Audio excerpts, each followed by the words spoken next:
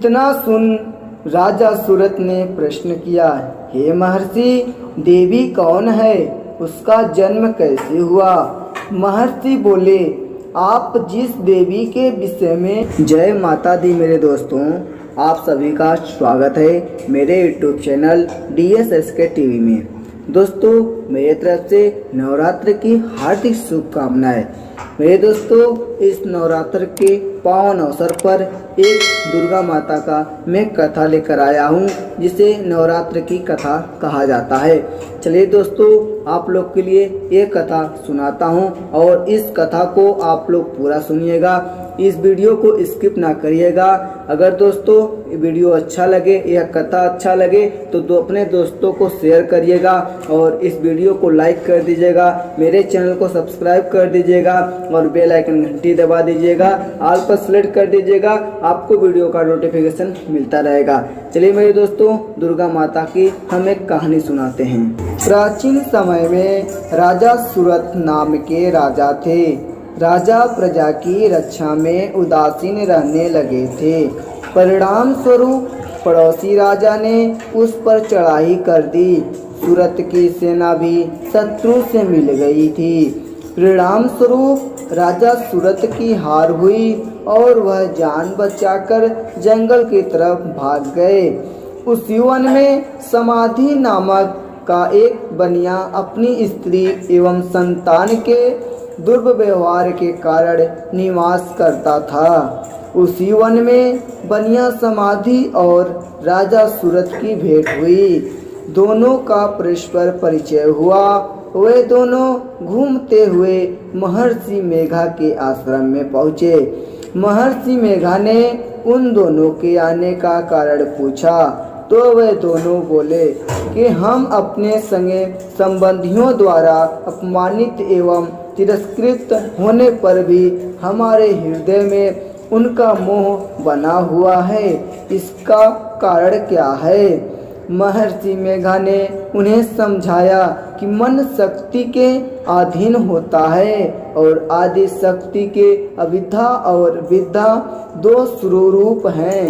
विद्या ज्ञान स्वरूप है और अविद्या अज्ञान स्वरूप। जो व्यक्ति अविद्या अज्ञान के आदिकरण रूप में उपासना करते हैं, उन्हें वह विद्या स्वरूपा प्राप्त होकर मोक्ष प्रदान करती है। इतना सुन राजा सूरत ने प्रश्न किया, हे महर्षि, देवी कौन है, उसका जन्म कैसे हुआ। महर्षि बोले, आप जिस देवी के विषय में पूछ रहे हैं वह नित्य स्वरूपा और विश्वव्यापिनी है। उसके बारे में ध्यान पूर्वक सुनो। कल्पांत के समय विष्णु भगवान क्षीर सागर में अनंत शैया पर शयन कर रहे थे। तब उनके दोनों कानों से मधु और कैटभ नामक दो दैत्य उत्पन्न हुए। वे दोनों विष्णु की नाभि कमल से उत्पन्न ब्रह्मा जी को मारने दौड़े। ब्रह्मा जी ने उन दोनों राक्षसों को देखकर विष्णु जी की शरण में जाने की सोची, परंतु विष्णु भगवान उस समय सो रहे थे। तब उन्होंने भगवान विष्णु को जगाने हेतु उनके नयनों में निवास करने वाली योग निद्रा की स्तुति की। परिणाम स्वरूप तमोगुण अधिष्ठात्री देवी विष्णु भगवान के नेत्र, नासिका, मुख तथा हृदय से निकलकर ब्रह्मा जी के सामने उपस्थित हो गईं। योग निद्रा के निकलते ही विष्णु भगवान उठकर बैठ गए। भगवान विष्णु और उन राक्षसों में 5000 साल तक युद्ध चलता रहा। अंत में मधु और कैटभ दोनों राक्षस मारे गए। ऋषि बोले, अब ब्रह्मा जी की स्तुति से उत्पन्न महामाया देवी की वीरता तथा प्रभाव का वर्णन करता हूँ, उसे ध्यान पूर्वक सुनो। एक समय देवताओं के स्वामी इंद्र तथा दैत्यों के स्वामी महिषासुर में सैकड़ों वर्षों तक घनघोर संग्राम हुआ। इस युद्ध में देवराज इंद्र की पराजय हुई और महिषासुर इंद्रलोक का स्वामी बन बैठा। अब देवतागण ब्रह्मा के नेतृत्व में भगवान विष्णु और भगवान शंकर की शरण में गए। देवताओं की बातें सुनकर भगवान विष्णु तथा भगवान शंकर क्रोधित हुए।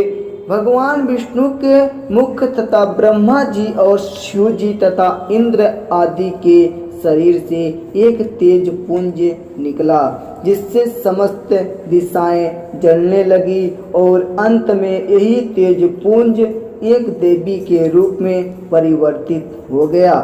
देवी ने सभी देवताओं से आयुध एवं शक्ति प्राप्त करके उच्च स्वर में अट्टहास किया, जिससे तीनों लोकों में हलचल मच गई। महिषासुर अपनी सेना लेकर इस सिंहनाद की ओर दौड़ा। उसने देखा कि देवी के प्रभाव से तीनों लोक आलोकित हो रहे हैं। महिषासुर की देवी के सामने एक भी चाल सफल नहीं हुई और वह देवी के हाथों मारा गया। आगे चलकर यही देवी शुंभ और निशुंभ राक्षसों का वध करने के लिए गौरी देवी के गौ रूप में अवतरित हुई। इन उपरोक्त व्याख्याओं को सुनाकर मेघा ऋषि ने राजा सूरत तथा बनिया से देवी स्तवन की विधिवत व्याख्या की। राजा और वणिक नदी पर जाकर देवी की तपस्या करने लगे। 3 वर्ष तक घोर तपस्या करने के बाद देवी ने प्रकट होकर उन्हें आशीर्वाद दिया। इससे वणिक संसार के मोह से मुक्त होकर आत्मचिंतन में लग गया और राजा सूरत ने शत्रुओं पर आक्रमण करके विजय प्राप्त करके अपना वैभव प्राप्त कर लिया। मेरे दोस्तों, यह था नवरात्र की कथा जो मैंने आप लोग को बताया। तो मेरे दोस्तों, अगर ये वीडियो यह कथा अगर अच्छा लगा होगा तो वीडियो को लाइक जरूर कर दीजिएगा और मेरे चैनल को सब्सक्राइब करना ना भूलिएगा। चलिए दोस्तों, अब मिलते हैं अगले एक कथा में, एक कहानी में। तब तक के लिए जय मां। जब तक हृदय में श्रद्धा और विश्वास दृढ़ नहीं होते तब तक सिद्ध महात्माओं को भी प्रभु के दर्शन होने अशक्य होते हैं। हेलो फ्रेंड्स, आपका स्वागत है मेरे यूट्यूब चैनल DSSK TV में। दोस्तों, कल मैंने एक कहानी सुनाया था, एक कथा बताया था जो रामायण से जुड़ा हुआ है। तो मेरे दोस्तों, जो कल मैंने कहानी सुनाया था उस पाठ का नाम राम कथा का महात्म्य था। तो दोस्तों, आज जो पाठ दूसरा है उस पाठ का नाम है मंगलाचरण। दोस्तों, आज मंगलाचरण कहानी बताएंगे जो रामायण से जुड़ा हुआ है। तो दोस्तों, अगर ये वीडियो अच्छा लगे तो मेरे चैनल को सब्सक्राइब कर दीजिए। ऐसे ही कहानी, ऐसे ही कथा सुनने के लिए बेल आइकन घंटी दबा दीजिए, ऑल पर सेलेक्ट करिए, वीडियो का नोटिफिकेशन आपको मिलता रहेगा। तो दोस्तों, वीडियो अच्छा लगे तो एक लाइक ज़रूर करिए। चलिए दोस्तों, हम कहानी की तरफ बढ़ते हैं। आइए मेरे दोस्तों, कहानी को सुनिए और ध्यान से सुनिए आप। चलिए दोस्तों, हम शुरू करते हैं पार्ट 2 मंगलाचरण। तो दोस्तों, रामचरितमानस में 7 सोपान हैं। प्रथम सोपान सीढ़ी बालकांड है। बालकांड के मंगलाचरण में गोस्वामी तुलसीदास जी ने 7 मंत्र लिखे हैं। 7 मंत्र ही क्यों, 7 कांडों के प्रतीक स्वरूप 7 मंत्रों की योजना हो सकती है। अथवा रामचरितमानस ऐसा ग्रंथ है कि जिसका पारायण करने हेतु किसी विशेष दिन या तिथि का विचार नहीं है। सप्ताह के 7 दिनों में किसी भी दिन इसे प्रारंभ किया जा सकता है। संगीत के विद्वानों का मत है कि गोस्वामी जी की कविता संगीत के किसी भी राग में गाई जा सकती है।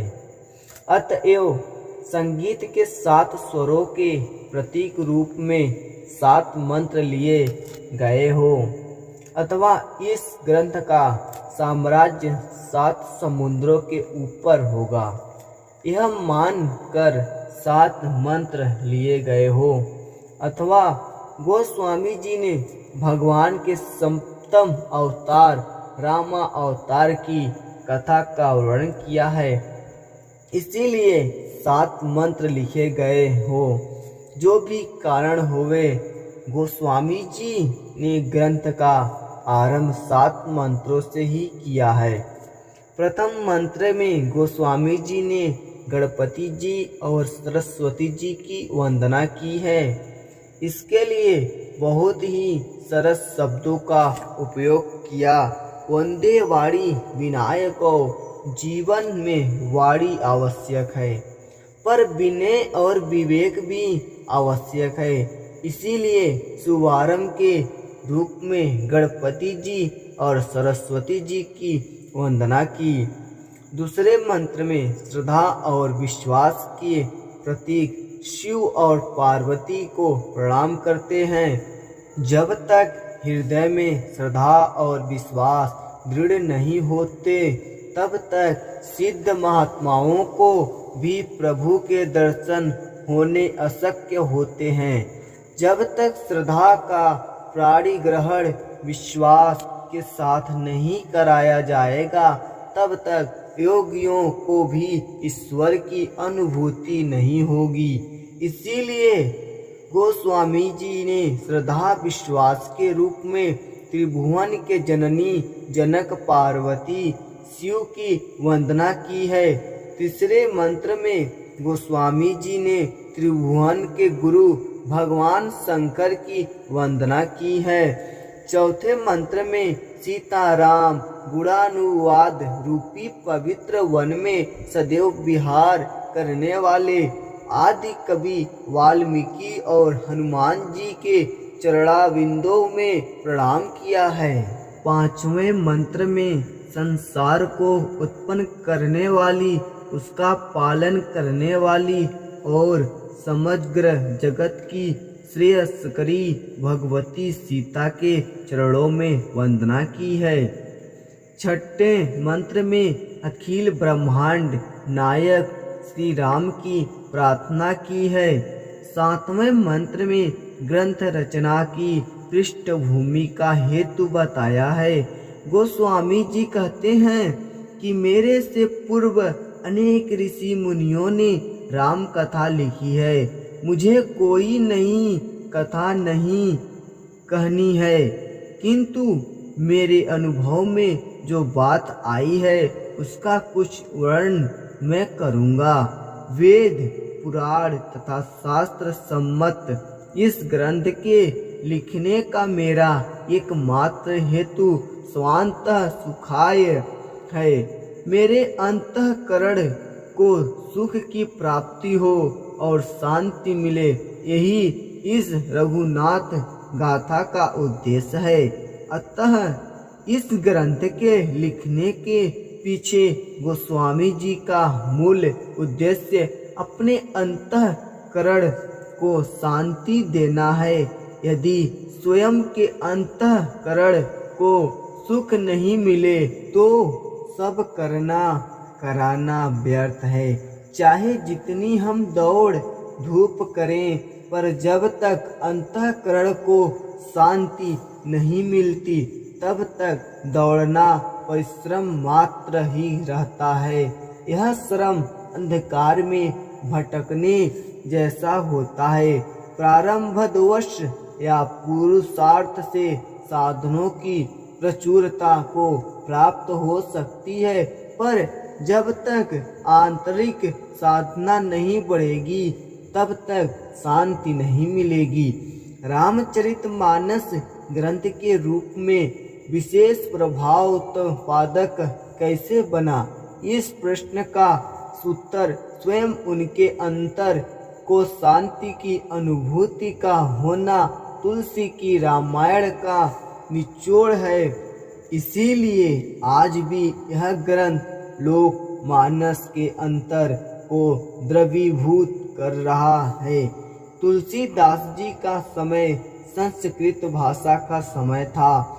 ऐसे समय में क्षेत्रीय या जनपदीय भाषा में लिखे ग्रंथ को लोग कैसे स्वीकार करते? किंतु गोस्वामी जी को लगा कि वास्तविक राम राज्य को पृथ्वी पर लाने के लिए सामान्य लोक मानस में प्रवेश करना पड़ेगा और इसके लिए लोक भाषा में ही लिखना चाहिए। अतएव मंगलाचरण के रूप में संस्कृत में 7 श्लोकों की रचना करके संस्कृत भाषा को प्रणाम किया और एक कदम सीधी सरल भाषा में ग्रंथ को आगे बढ़ाया। रामचरितमानस के पठन और श्रवण से विद्वानों के मन को विश्राम मिलता है और सामान्य लोगों के मन में प्रसन्नता आती है।